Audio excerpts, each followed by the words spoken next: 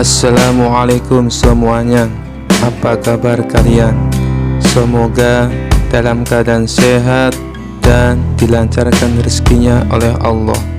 Amin ya robbal alamin. Pada suatu hari, Abu Nawas sedang berjalan-jalan di pasar dan bertemu dengan Abu Jahil, orang yang terkenal suka menjahili orang lain. Abu Jahil mendekati Abu Nawas dengan senyum penuh tipu muslihat dan berkata, "Wahai Abu Nawas, aku dengar engkau adalah orang yang sangat cerdas. Bagaimana kalau kita bermain tebak-tebakan? Siapa yang kalah harus memberikan uang 10 dinar." Abu Nawas yang tahu Abu Jahil suka menjebak orang dengan tipu muslihatnya tersenyum dan berkata, "Baiklah Abu Jahil, aku terima tantanganmu. Silakan mulai." Abu Jahil tersenyum lebar dan mulai tebakannya. Tebakan pertama, apa yang ada di langit, tapi tidak bisa kau lihat dengan mata telanjang? Abu Nawas berpikir sejenak, lalu berkata, "Mudah sekali, jawabannya adalah bintang-bintang yang jauh." Abu Jahil terkejut karena Abu Nawas menjawab dengan cepat dan benar, tapi ia tak mau kalah. "Baiklah, sekarang giliranku lagi," katanya. Tebakan kedua, apa yang bisa terbang tapi tidak punya sayap? Abu Nawas merenung dan berpikir keras. Setelah beberapa saat, ia tersenyum dan menjawab, "Asap. Asap bisa terbang ke langit, tapi tak punya sayap." Abu Jahil mulai kesal karena Abu Nawas terus menjawab dengan benar. Maka ia memutuskan untuk memberikan tebakan-tebakan yang lebih sulit. "Sekarang tebakan ini. Apa yang bisa berjalan tanpa kaki, terbang tanpa sayap, dan menangis tanpa air mata?" Abu Nawas menggaruk-garuk kepalanya, pura-pura berpikir keras. Setelah beberapa saat, ia dengan sengaja berkata, "Aku menyerah. Apa jawabannya?" Abu Jahil tersenyum puas, kemudian berkata, "Jawabannya adalah awan. Awan berjalan di langit, terbang tanpa sayap, dan kadang-kadang meneteskan hujan seolah menangis tanpa air mata." Abu Nawas pura-pura terkejut dan berkata, "Hebat sekali. Baiklah Abu Jahil, sekarang giliranku. Kalau kau bisa menjawab, aku akan mengaku kalah." Abu Jahil yang merasa sangat percaya diri menjawab, "Silakan, aku siap." Abu Nawas tersenyum licik lalu bertanya, "Apa yang ada di saku bajuku sekarang ini?" Abu Jahil tertegun. Ia tahu ini pertanyaan jebakan, tapi ia tetap mencoba menebak. Mungkin uang 5 dinar." Abu Nawas menggeleng sambil tertawa. "Salah." Abu Jahil mencoba lagi. "Kalau begitu mungkin kunci rumahmu." Abu Nawas kembali menggeleng. "Salah lagi." Abu Jahil semakin kesal dan bertanya, "Baiklah, apa jawabannya?" Dengan senyum lebar, Abu Nawas mengeluarkan tangannya dari saku, memperlihatkan tangannya yang kosong, dan kemudian berkata, "Jawabannya adalah tidak ada apa-apa." Abu Jahil terkejut dan protes, "Itu tidak adil, itu bukan tebakan yang benar." Abu Nawas hanya tertawa terbahak-bahak. "Kau sendiri yang menerima tantangan. Tebakannya sederhana, dan kau salah menebak. Sekarang bayarlah 10 dinarmu." Semua orang yang mendengar kisah itu tertawa keras, sementara Abu Jahil hanya bisa menggerutu sambil menyerahkan 10 dinar kepada Abu Nawas. Sekali lagi, Abu Nawas berhasil mengalahkan lawannya dengan kecerdikannya yang tak terkalahkan. Kisah selanjutnya. Dikisahkan Abu Nawas membuat kesalahan sangat serius. Kesalahannya adalah sering datang ke berbagai tempat dan meneriakan khotbah yang sama. Dalam khotbahnya, Abu Nawas selalu menyebut para ahli ilmu yaitu ulama sebagai orang bodoh. Tentu saja khotbah ini dianggap mengganggu ketertiban masyarakat karena telah mencela para ulama. Akibat perbuatan Abu Nawas itu, para ulama sepakat mengadukannya kepada Baginda Raja.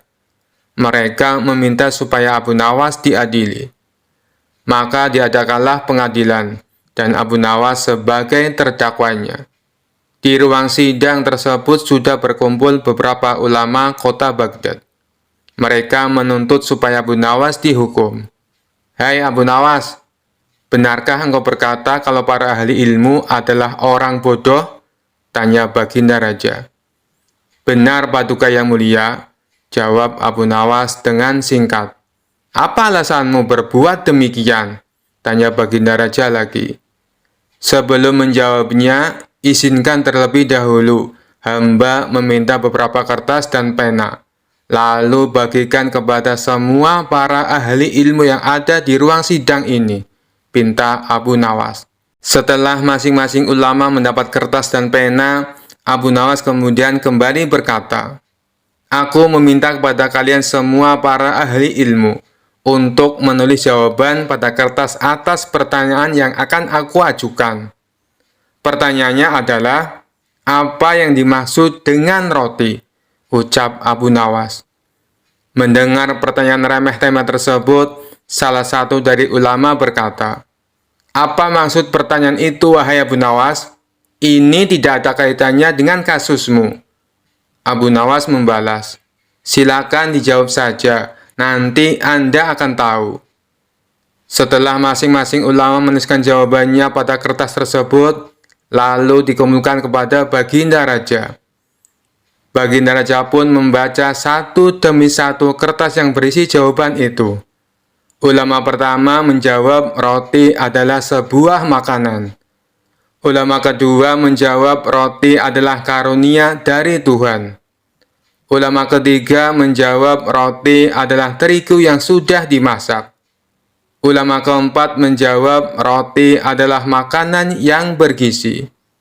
Intinya, masing-masing ulama mempunyai jawaban yang berbeda-beda, tergantung pemaknaan mereka akan sebuah roti. Setelah membaca semua jawaban itu, Abu Nawas berkata kepada Baginda Raja dan semua ulama yang ada di ruang sidang, "Kalian semua adalah para ahli ilmu, tapi tidak ada satupun yang mempunyai jawaban sama tentang roti. Wahai Baginda Raja, jika mereka tidak bisa memiliki jawaban yang sama tentang roti, apakah mereka berhak menentukan khotbahku benar atau salah? Inilah maksudku mengatakan, kalau mereka para ahli ilmu adalah orang bodoh. Dapatkah Baginda mempercayakan keputusan atau penilaian kepada orang-orang seperti ini? Bukankah terasa lucu bila mereka tidak sepakat akan sesuatu yang dimakan setiap hari, tetapi mereka dengan mudahnya sepakat menilai kalau khotbahku adalah salah?" beber Abu Nawas. Mendengar hal itu, Baginda Raja justru menjadi kagum dengan cara berpikir Abu Nawas. Dia lantas dibebaskan dari tuntutan. Kisah selanjutnya. Dikisahkan Abu Nawas pada suatu hari pergi ke luar kota. Ia hendak menemui sahabatnya di negeri seberang. Kedatangan Abu Nawas pun disambut hangat sang sahabat. "Wahai sahabatku, bagaimana kabarmu?" tanya Abu Nawas. "Alhamdulillah, aku sehat walafiat. Mari silakan masuk Abu Nawas," sambut kawannya. Setelah lama berbincang-bincang, kemudian sahabatnya ini mengajak Abu Nawas untuk jalan-jalan. "Ayolah kita jalan-jalan. Aku juga ingin mencari udara segar," kata Abu Nawas. Mereka berdua lantas jalan-jalan menyusuri kota tersebut. "Di kota ini sekarang ramai Abu Nawas, tidak seperti dulu waktu kamu ke sini," ujar sang sahabat. "Kamu benar, banyak sekali perubahan. Suasana di kotamu sekarang menjadi ramai sekali," ucap Abu Nawas. Akhirnya sampailah mereka di sebuah pasar burung. Di sana Abu Nawas melihat ada seekor burung dijual dengan harga yang cukup mahal. Dalam hati ia berkata, "Beruntung sekali penjualnya. Burung sekecil itu bisa laku dengan harga mahal." Guna memastikannya, Abu Nawas lalu mendatangi si pembeli. "Hai kawan, berapa harganya?" tanya dia.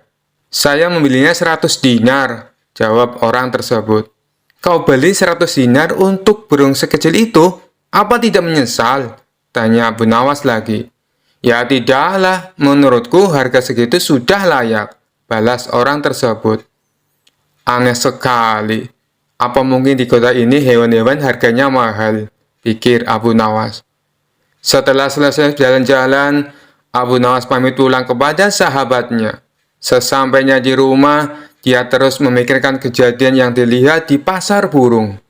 Aku tidak habis pikir, kenapa burung sekecil itu bisa laku dengan harga yang mahal. Oh iya, bukankah aku punya seekor ayam? Kalau aku jual di sana, pasti harganya akan mahal. Karena ayamku tubuhnya lebih besar dan lebih banyak dagingnya, pikir Abu Nawas. Keesokan harinya, Abu Nawas kembali berangkat menuju kota sahabatnya dengan membawa seekor ayam. Kali ini ia tidak mampir ke rumah sang sahabat, melainkan langsung menuju pasar hewan.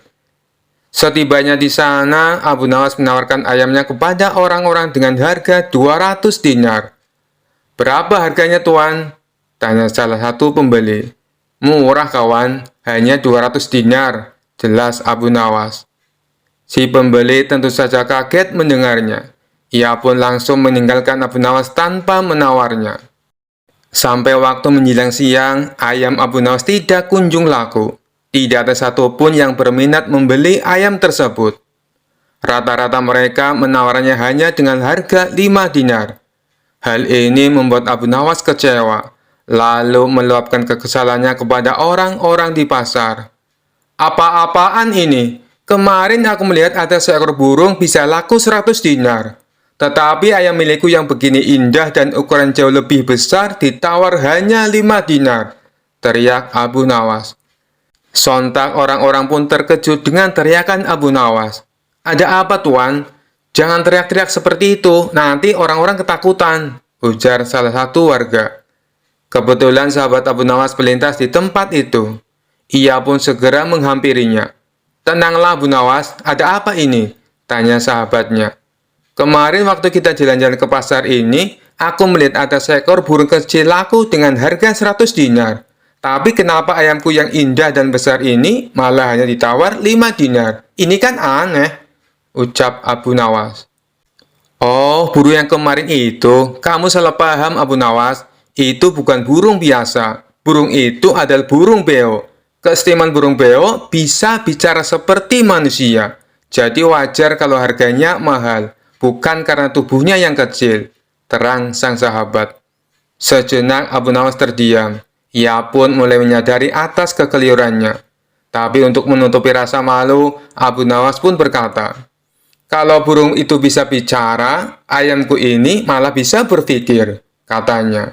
"Berpikir? Maksudnya bisa berpikir seperti manusia?" tanya sahabatnya penasaran. "Benar sekali, dia tahu mana ayam betina dan jantan. Buktinya, dia tidak mau mengawini ayam jantan," ucap Abu Nawas. Mendengar hal itu, orang-orang yang ada di pasar seketika tertawa terpingkal-pingkal. Kisah selanjutnya. Dikisahkan pada suatu sore yang cerah di kota Baghdad, Abu Nawas sedang duduk santai di sebuah kedai kopi, menikmati secangkir kopi hangat. Di sudut kedai, ia melihat sekelompok orang tengah berdebat dengan penuh semangat.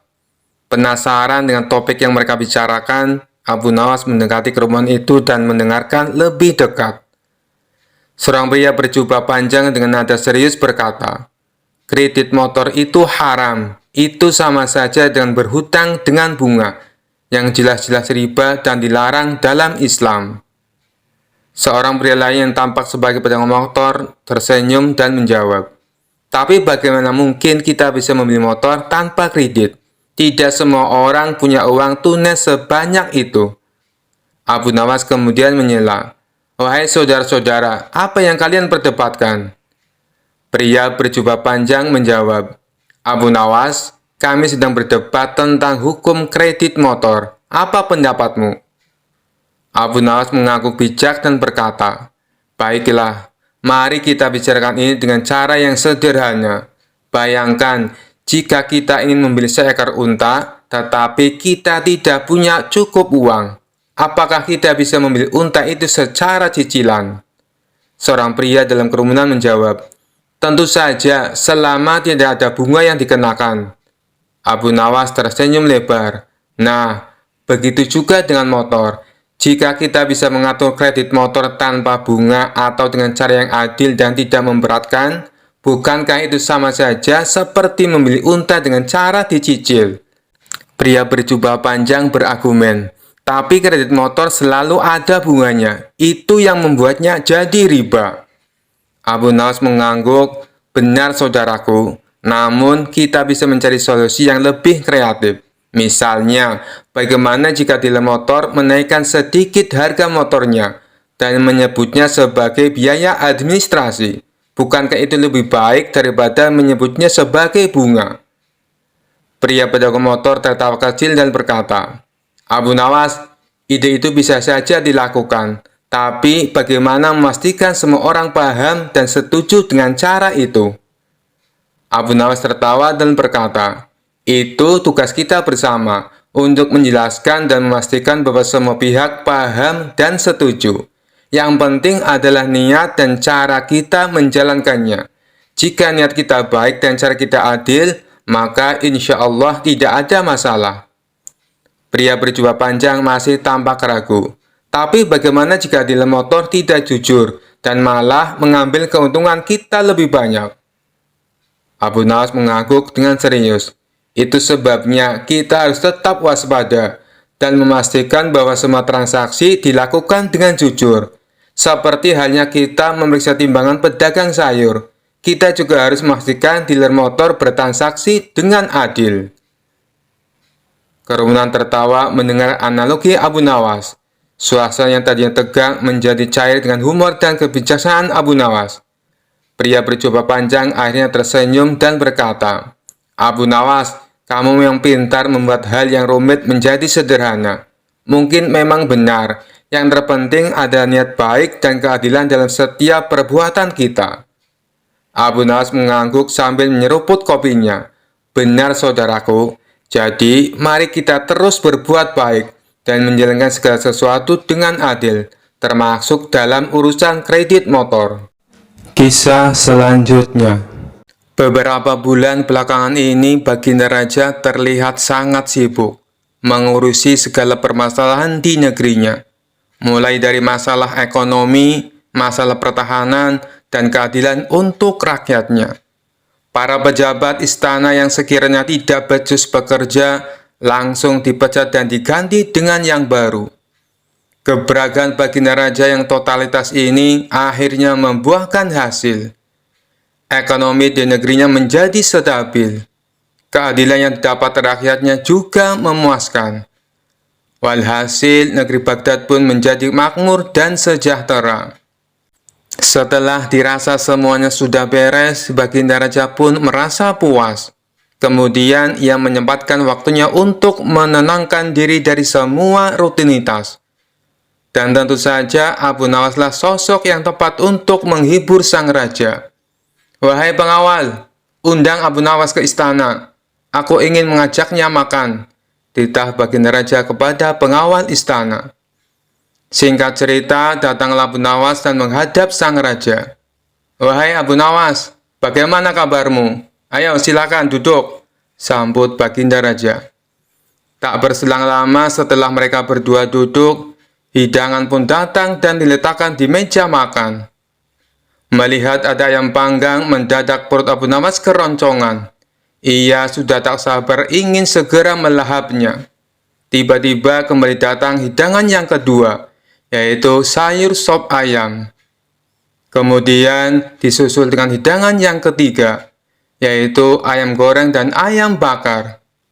Mata Abu Nawas tampak tak berkedip melihat semua hidangan yang tersedia di meja makan. Baginda Raja yang menangkap tingkah Abu Nawas ini mencoba untuk menggodanya. Hai Abu Nawas, sepertinya kamu sudah sangat lapar ya? Tanya Baginda Raja. Tidak Paduka, saya sih biasa saja. Justru hidangan ini yang sepertinya tidak betah lama-lama di atas piring.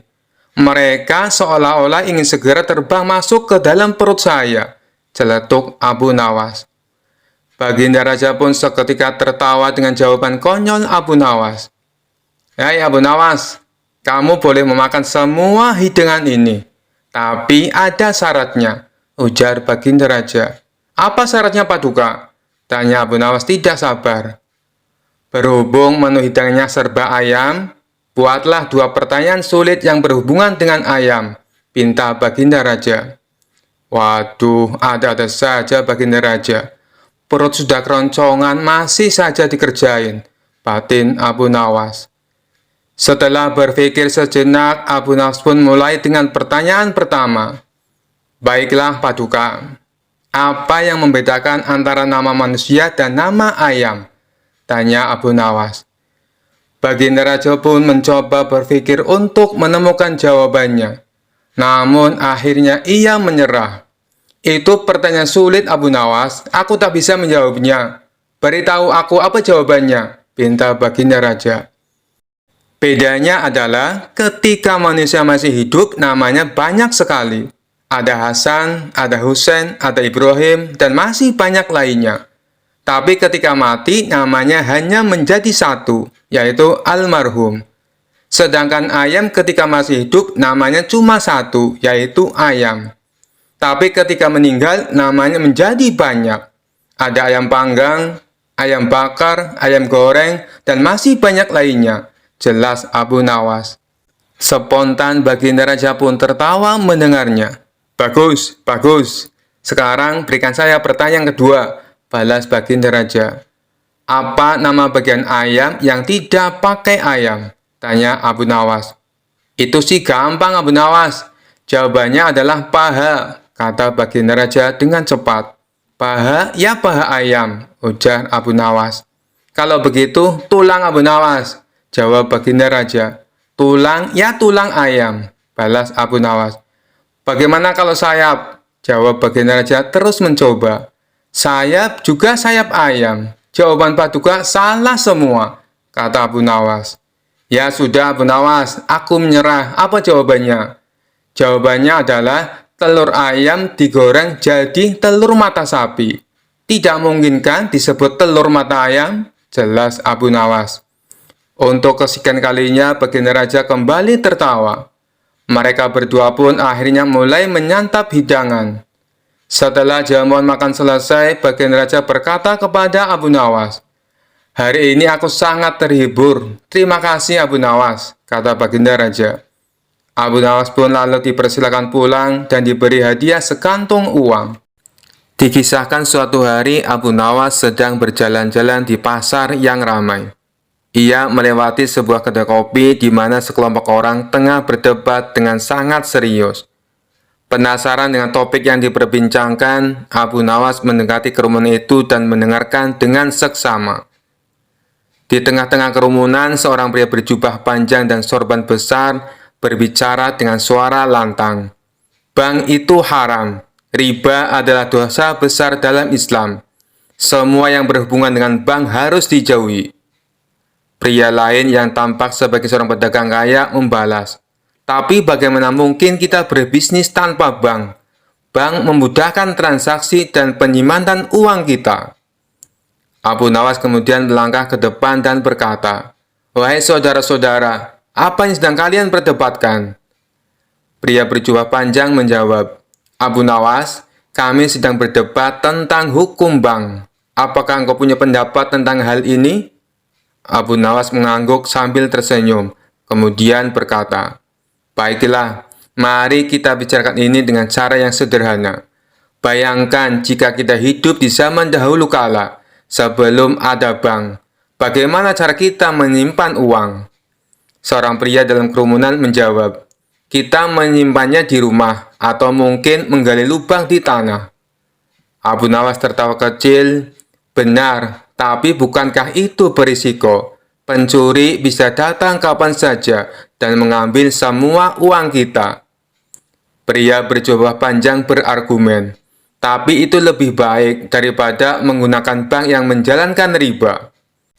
Abu Nawas tersenyum dan berkata, "Baiklah, bagaimana jika kita menganggap bank sebagai tempat penyimpanan yang aman, seperti gudang uang?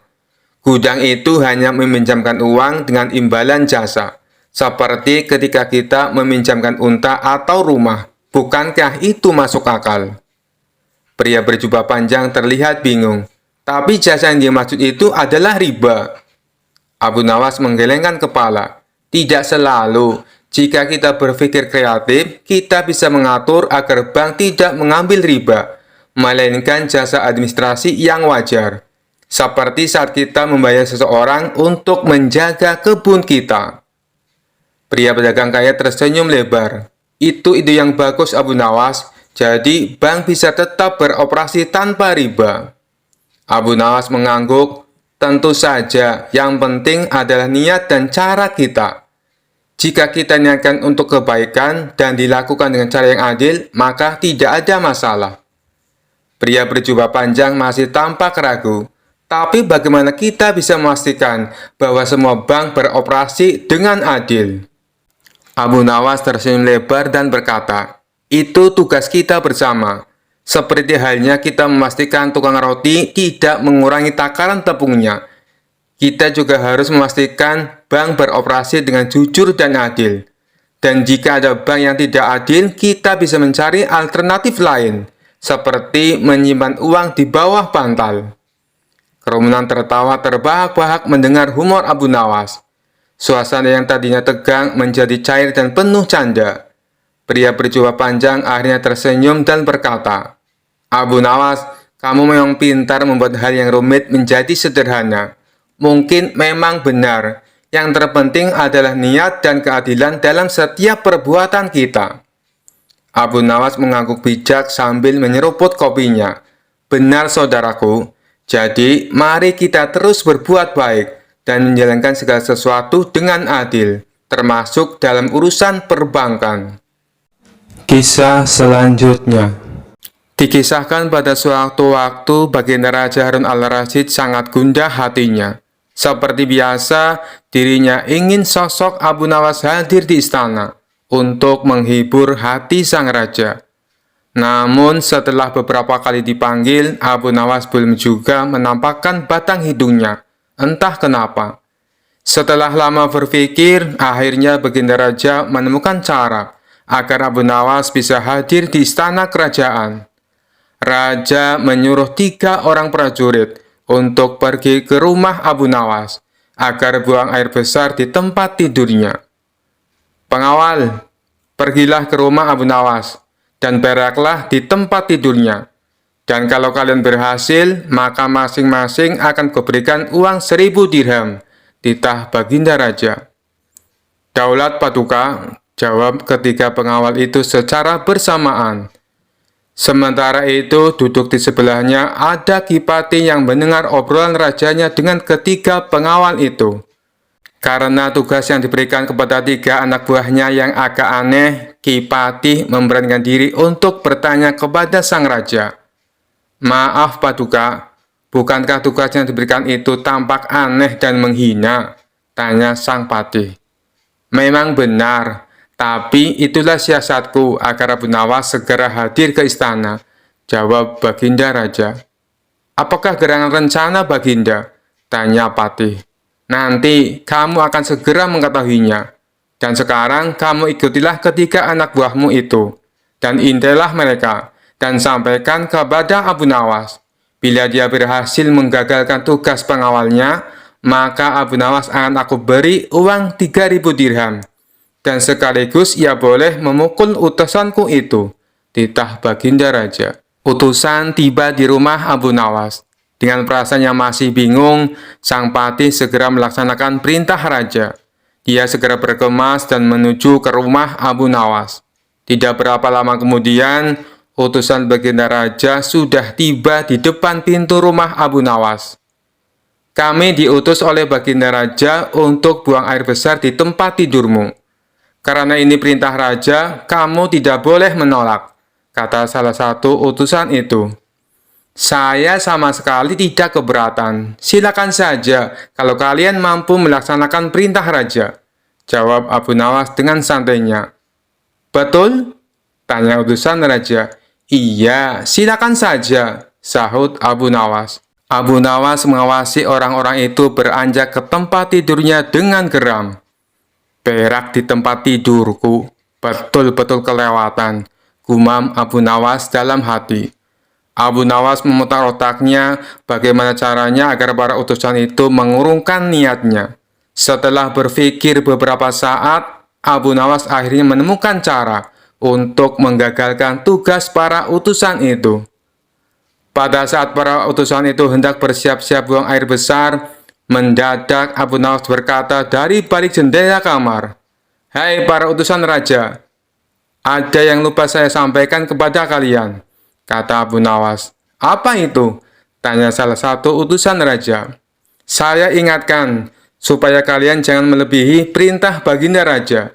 Jika kalian melanggar, saya akan pukul kalian dengan sebuah pentungan besar. Dan setelah itu saya akan laporkan kepada baginda bahwa kalian melanggar perintahnya," jawab Abu Nawas dengan serius. Dengan cekatan, Abu Nawas segera mengambil sebatang kayu besar yang ada di dapur rumahnya. Bahkan kini Abu Nawas sudah mengambil pentungan kayu besar itu. "Hei, apa maksudmu tadi Abu Nawas?" tanya salah satu utusan. "Ingat, perintah raja hanya buang air besar saja dan tidak boleh lebih dari itu," jawab Abu Nawas. "Iya, benar," jawab utusan itu. "Aku ulangi lagi, hanya buang air besar saja, tidak boleh lebih.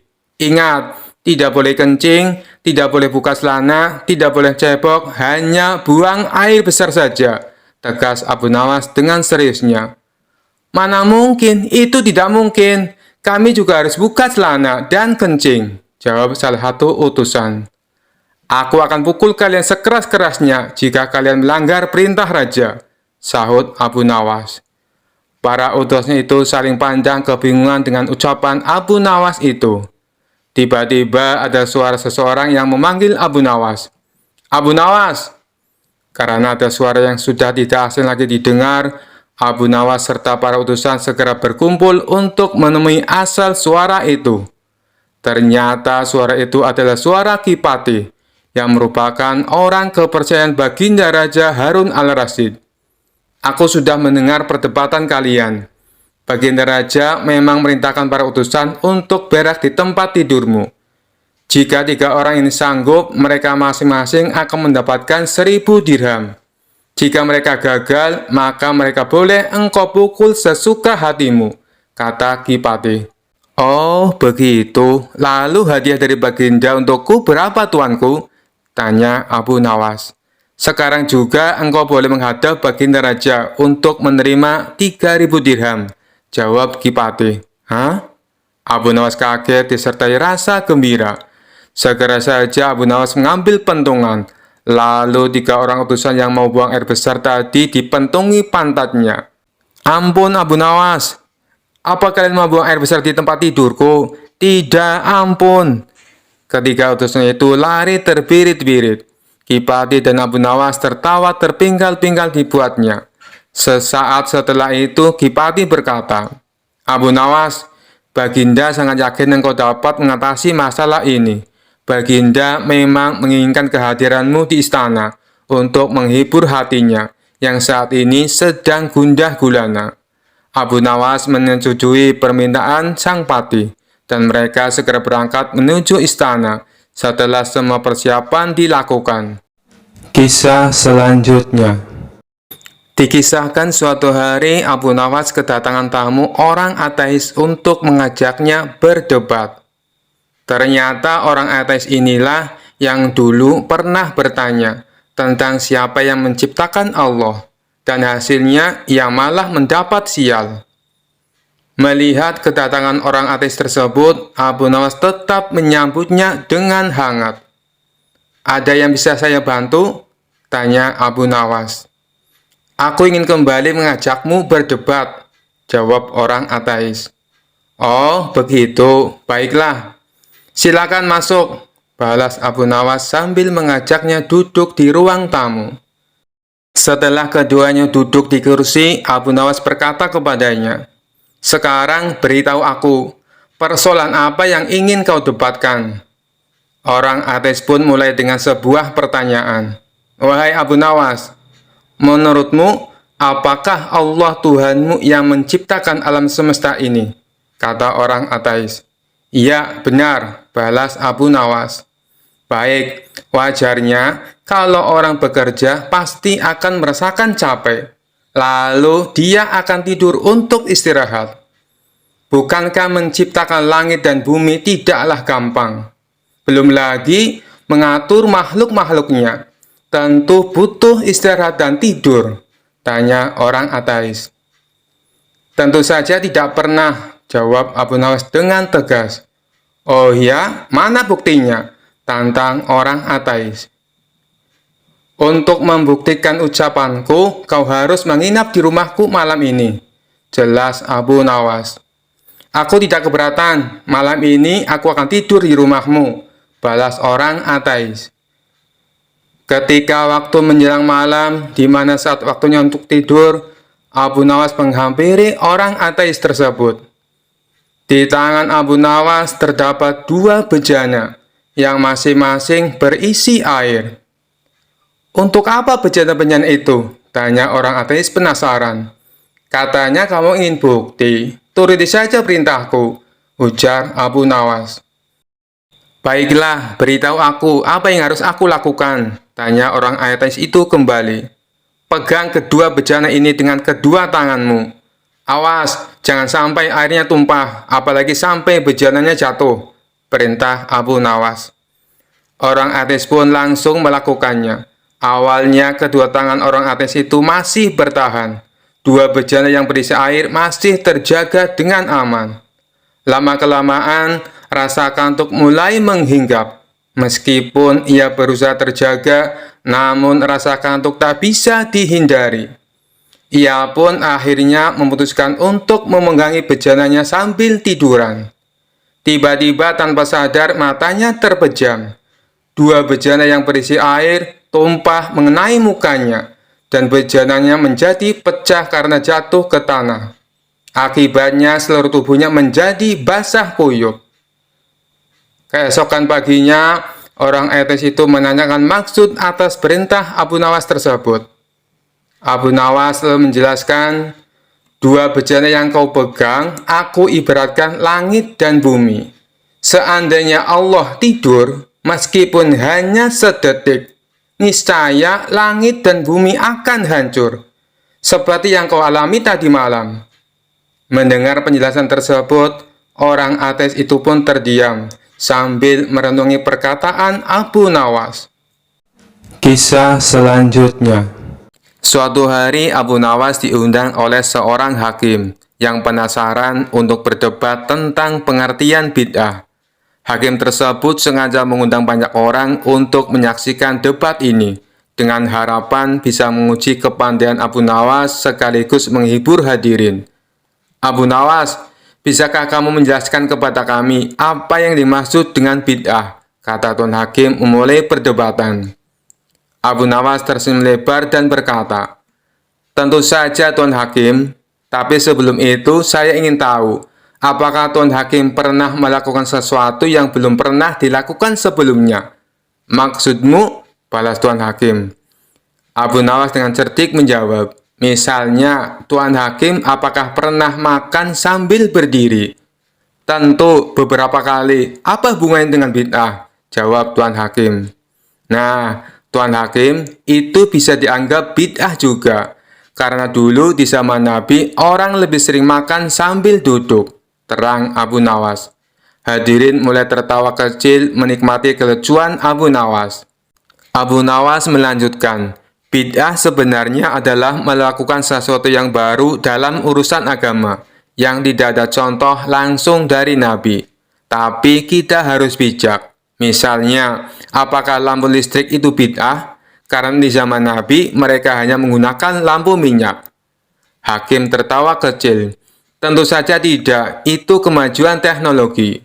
Abu Nawas melanjutkan, benar sekali Tuan Hakim, maka dari itu tidak semua yang baru itu buruk. Ada bid'ah yang baik, ada yang buruk. Contohnya, membuat tempat wudhu yang nyaman di masjid, itu kan baru. Tapi apakah buruk? Tentu tidak, malah memudahkan orang beribadah. Hakim mengangguk-angguk, menyadari kebenaran kata-kata Abu Nawas. Tapi mari kita buat ini lebih menarik. Saya punya sebuah cerita. Suatu hari ada seorang yang sangat ketakutan karena merasa telah melakukan bid'ah. Dia datang kepada saya dan bertanya, Abu Nawas, apakah menggunakan garpu untuk makan itu bid'ah? Saya jawab, tentu tidak, selama tidak digunakan untuk menggaruk punggung orang lain saat makan, terang Abu Nawas. Seluruh hadirin tertawa terbahak-bahak mendengar humor Abu Nawas. Abu Nawas melanjutkan dengan nada serius, tapi tetap dengan sentuhan humornya. Intinya, kita harus bisa membedakan mana bidah yang merusak dan mana yang membawa kebaikan. Dan yang paling penting, jangan sampai kita terlalu sibuk mengurusi bid'ah hingga lupa pada ibadah yang sebenarnya. Hakim akhirnya tersenyum lebar dan berkata, Abu Nawas, kamu memang luar biasa. Terima kasih telah memberikan penjelasan yang begitu bijak dan menghibur. Abu Nawas pun menutup debat dengan sebuah nasihat. Ingatlah sahabat-sahabatku, dalam menjalani hidup dan beribadah, yang paling penting adalah niat yang baik dan hati yang tulus. Jangan sampai kita terlalu terpaku pada istilah, hingga melupakan esensi dari ajaran yang sebenarnya. Kisah selanjutnya. Dikisahkan ada seorang anak kecil yang ingin mengalahkan Abu Nawas dalam permainan tebak-tebakan. Anak itu bahkan sampai rela menunggu di sebuah jalan yang biasa dilalui oleh Abu Nawas. Tidak berapa lama lewatlah Abu Nawas yang baru pulang dari kebun.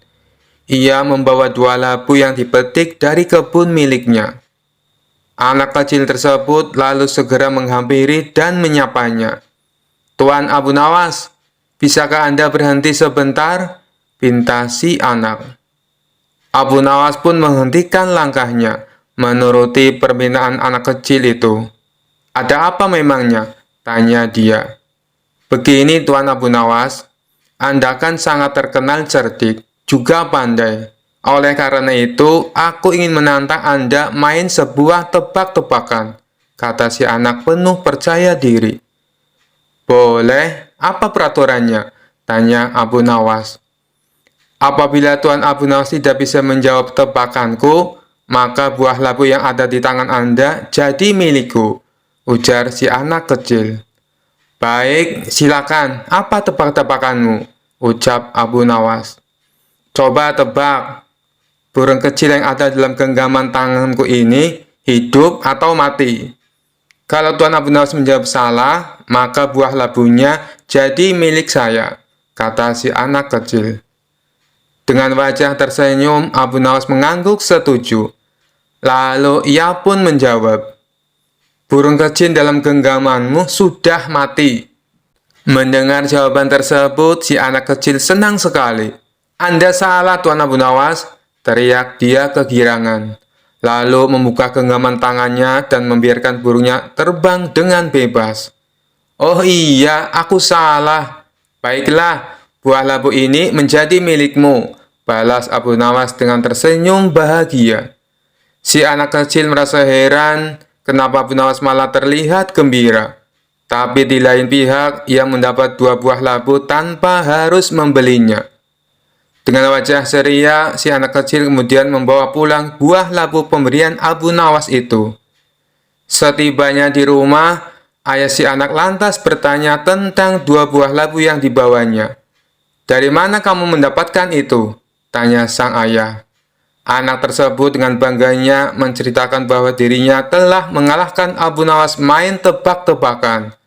Lalu buah labu yang dibawanya adalah hadiah atas kemenangannya. Memangnya tebakan apa yang kau berikan, sehingga membuat Tuan Abu Nawas tidak bisa menjawabnya? Tanya ayahnya penasaran. Si anak lalu memberitahu tebak-tebakan yang diberikan kepada Abu Nawas. Tanpa disangka, ayahnya menjadi sangat marah. Beliau lalu berkata, kamu mengira kamu betul-betul menang? Kamu itu kalah. Si anak pun menjadi sangat bingung dengan ucapan ayahnya. Sang ayah lalu memerintahkan untuk mengembalikan buah labunya. Mereka berdua bergegas menuju rumah Abu Nawas sambil meminta maaf.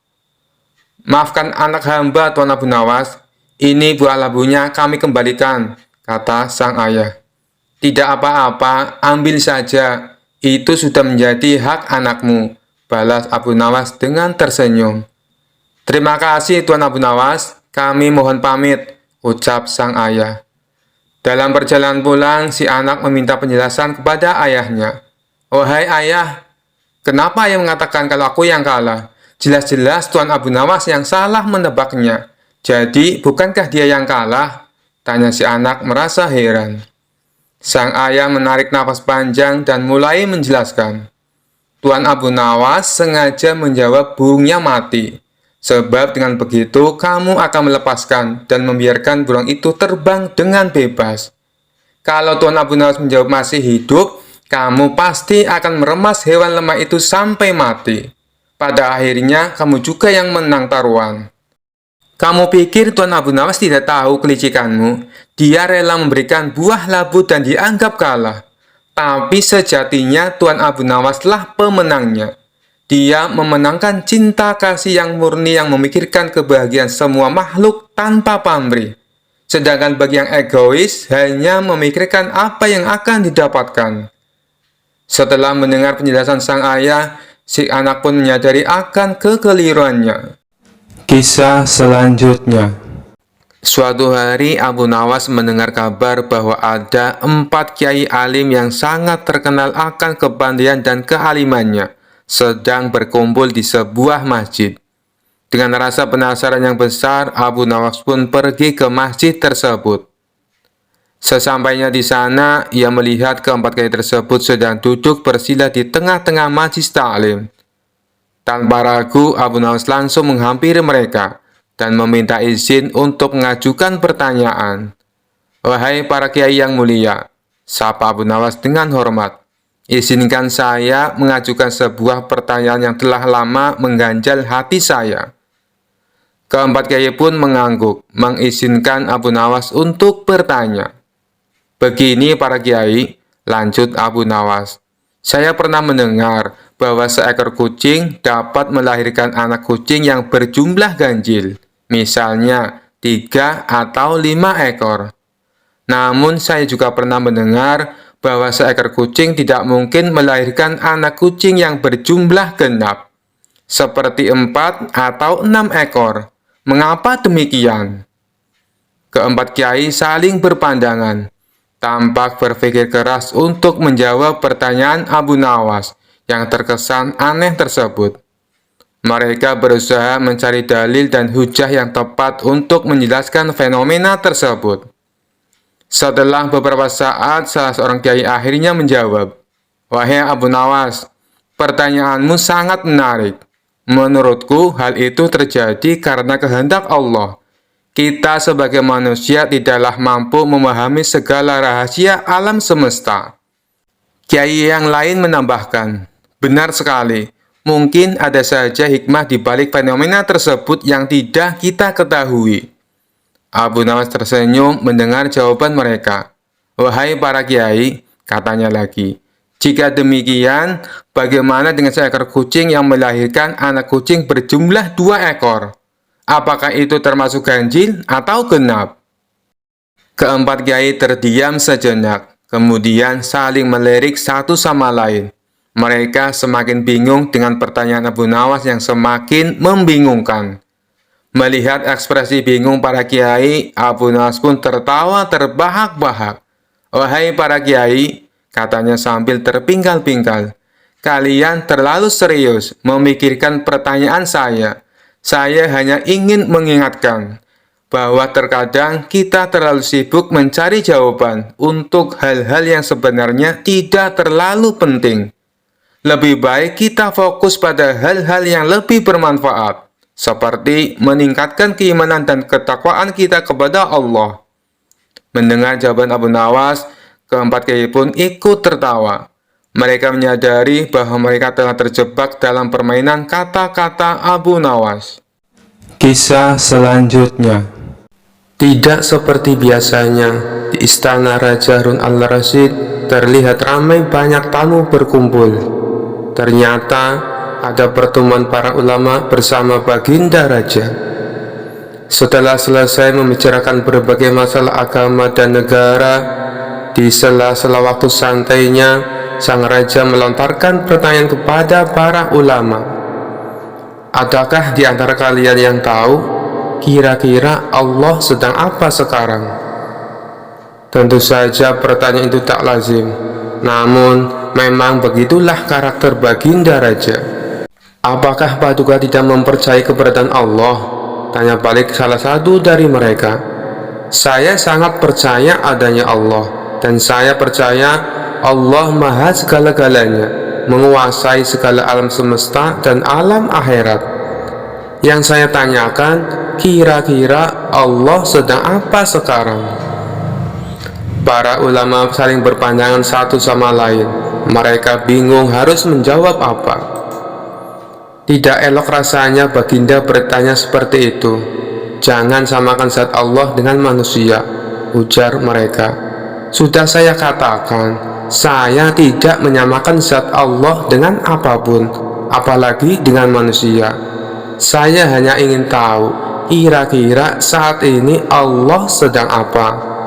Kalau kalian tidak tahu, bilang saja tidak tahu, balas sang raja. Sejenak suasana menjadi hening. Lalu Baginda Raja teringat dengan sosok Abu Nawas. Mungkinkah Abu Nawas bisa menjawab pertanyaanku ini? Ucap Baginda Raja dalam hati. Kemudian Baginda Raja menyuruh para pengawal untuk segera memanggil Abu Nawas ke istana. Berangkatlah beberapa pengawal pergi menuju rumah Abu Nawas. Setibanya di sana, ternyata Abu Nawas tidak ada di rumah. Sang istri memberitahu kalau Abu Nawas sedang minum kopi di warung. Para pengawal istana pun segera menuju ke sana. Sementara Abu Nawas yang sedang asik kumpul bareng temannya di warung ditanya oleh salah satu kawannya, "Hei Abu Nawas, kemarin dapat proyek apa dari Baginda Raja? Pastinya Baginda Raja memberimu banyak hadiah." "Tidak ada," jawab Abu Nawas singkat. "Kalau begitu, berikan sedikit nasihat kepada kami," desak yang lainnya. "Kebenaran adalah sesuatu yang berharga, bukan hanya dari segi agama, tapi juga dari segi materi," ujar Abu Nawas sembari menyeruput kopi dengan hati-hati. "Tapi mengapa terkadang kita harus membayar mahal untuk sebuah kebenaran?" sahut kawan lainnya. Abu Nawas menjelaskan, "Coba kalau engkau perhatikan, mahalnya harga sesuatu dipengaruhi oleh kelangkaannya. Makin langka sesuatu itu, maka makin mahallah harga sesuatu tersebut." Semua orang dalam warung mengangguk-angguk. "Benar juga apa yang kamu katakan, Abu Nawas," ujar salah satu dari mereka. Belum lagi Abu Nawas menghabiskan kopinya, tiba-tiba datang beberapa orang pengawal istana. "Abu Nawas, kamu dipanggil untuk menghadap Baginda Raja sekarang." Dengan pakaian seadanya, Abu Nawas pun pergi ke istana bersama beberapa pengawal kerajaan. Setibanya di istana, terlihat tampak beberapa ulama sedang berkumpul. Sang raja tampak duduk berwibawa di singgasananya. Begitu melihat Abu Nawas, Baginda Raja langsung memanggilnya. "Sini ke depan, Abu Nawas," titah Baginda Raja. Abu Nawas pun segera merapat ke depan setelah mengucapkan salam kepada para ulama. Belum lagi Abu Nawas duduk sempurna, tanpa basa-basi, Baginda bertanya kepada Abu Nawas, "Ini para ulama yang ada di sini, tidak ada yang bisa menjawab pertanyaan saya. Saya ingin menguji kecerdasanmu. Apa kamu bisa menjawabnya atau tidak?" kata Baginda Raja kepada Abu Nawas.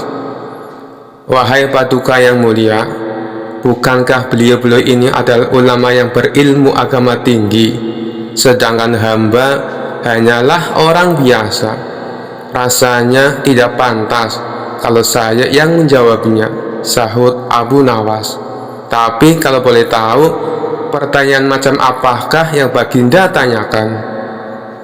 Baginda Raja berkata, "Tadi saya bertanya kepada para ulama di sini, kira-kira Allah sedang apa sekarang? Tapi tak ada satupun yang bisa menjawabnya. Apakah kau tahu Allah sedang apa sekarang?"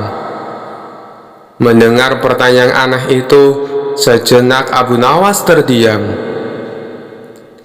"Saya bisa menjawab pertanyaan itu, tapi ada syaratnya," sahut Abu Nawas. "Apa syaratnya?" tanya Baginda Raja sedikit terkejut. "Syaratnya adalah saya harus duduk di singgasana Baginda Raja, dan Baginda Raja harus duduk di bawah bersama para ulama," jawab Abu Nawas. "Syarat macam apa lagi ini?" gumam Baginda Raja dalam hati. Tapi karena penasaran dengan jawaban Abu Nawas, Baginda Raja pun menuruti permintaan Abu Nawas. Setelah Abu Nawas duduk di singgasana Baginda Raja dan Raja Harun al-Rasyid duduk di bawahnya, Abu Nawas berkata dengan lantang, "Kalau Baginda ingin tahu Allah sedang apa sekarang, saksikanlah Allah sedang mengangkat Abu Nawas menjadi raja dan Harun al-Rasyid menjadi rakyat biasa." Spontan Baginda Raja pun tertawa mendengar ucapan Abu Nawas, diiringi oleh beberapa ulama yang sedang duduk di sampingnya. "Kamu memang pintar, Abu Nawas.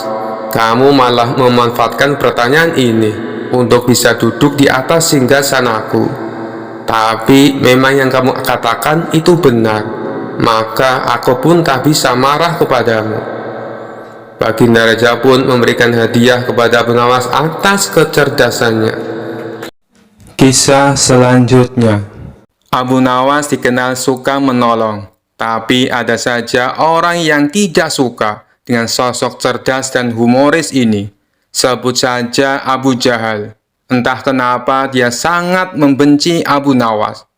Abu Jahal selalu mencari celah untuk memfitnah Abu Nawas, tapi selalu gagal. Tentu saja hal ini membuatnya makin membenci Abu Nawas. Sampai suatu ketika Abu Jahal mempunyai rencana yang licik. Dia hendak menjebak Abu Nawas supaya namanya menjadi buruk di mata masyarakat. Esok harinya Abu Jahal mulai mengatur strategi. Ia pergi ke pasar untuk membeli sandal. Sandal yang ia beli sama persis dengan kepunyaan Abu Nawas. Abu Jahal juga membayar orang suruhan untuk mengambil keledainya sendiri pada malam hari. Setelah malam tiba, Abu Jahal mulai menjalankan aksinya. Dia sengaja menaruh keledainya di depan rumah dan meletakkan sandal yang sama persis dengan sandal Abu Nawas di halaman rumahnya.